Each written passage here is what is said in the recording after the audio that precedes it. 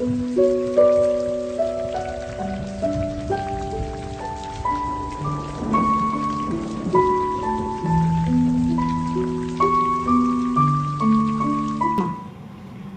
ભીની માટીની સુગંધ વચ્ચે ઉમંગ, ઉત્સાહ અને ભાવની મસ્તીમાં ભીંજાતા ભીંજાતા આપ સૌ મહેમાનોનું શાનદાર દમદાર સ્વાગત છે. આપણી પરીક્ષા કરીને, આપણી પ્રતીક્ષાની પરીક્ષા કરીને આખરે એ આવ્યો ખરો, જેને વધાવવા આપણે અહીંયા આજે ઉપસ્થિત થયા છીએ. વરસાદની વાત આવે એટલે રમેશ પારેખ આપણને યાદ આવે. અહીં આપણે બે અને વરસાદ ભીંજવે, અહીં આપણે બે અને વરસાદ ભીંજવે, મને ભીંજવે તું, તને વરસાદ ભીંજવે. થરથર ભીંજે આંખ કાન વરસાદ ભીંજવે, થરથર ભીંજે આંખ કાન વરસાદ ભીંજવે, કોને કોના ભાનસાન વરસાદ ભીંજવે. આ ભીંજાતા માહોલની વચ્ચે હું અહીંયા ઉપસ્થિત થયેલી અમારી સર્વે વાદળીઓને સ્ટેજ ઉપર પધારવા માટે આમંત્રણ આપું છું. મેયરશ્રી પણ બહાર પધારી ગયા છે અને છેલ્લે હું ગોપાલી બુચ, અમારી એક ખુરશી ખાલી રહેશે અને તક મળશે ત્યારે હું ત્યાં કવિયત્રી તરીકે બેસીશ. અમદાવાદના મેયર માનનીય મેયર મીનાક્ષીબેન પટેલનું હાર્દિક સ્વાગત છે.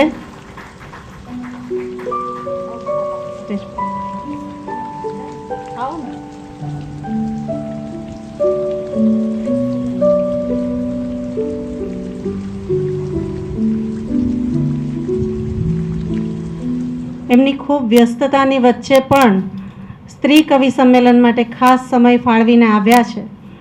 હું એમને મળવા ગઈ અને મેં એમની પાસે રજૂઆત કરી. એમણે તરત જ એવું કહી દીધું, સ્ત્રી કવિ સંમેલન છે તો હું જરૂર આવીશ. એકવાર જોરદાર તાળીઓના ગડગડાટથી આપણે એમને વધાવી લઈશું.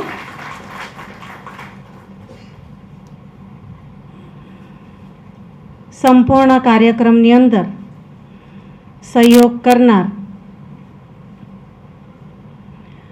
ઋષિલ ડેકોરના શ્રી ઘનશ્યામભાઈ આપણી વચ્ચે ઉપસ્થિત છે. હું ઘનશ્યામભાઈને વિનંતી કરીશ કે સ્ટેજ પર પધારે અને મેયરશ્રીનું અભિવાદન કરે. ઘનશ્યામભાઈ. સ્મૃતિચિહ્ન અને બુકેથી આપણે મેયરશ્રીનું સ્વાગત કરીશું.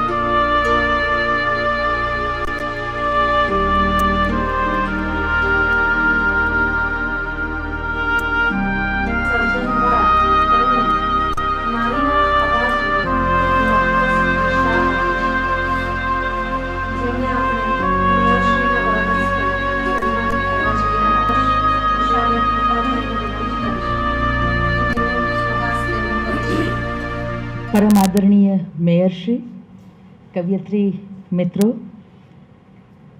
અને પ્રિય સુહાસબેન, અહીંયા ઉપસ્થિત સર્વે કાવ્યરસિક શ્રોતાઓ,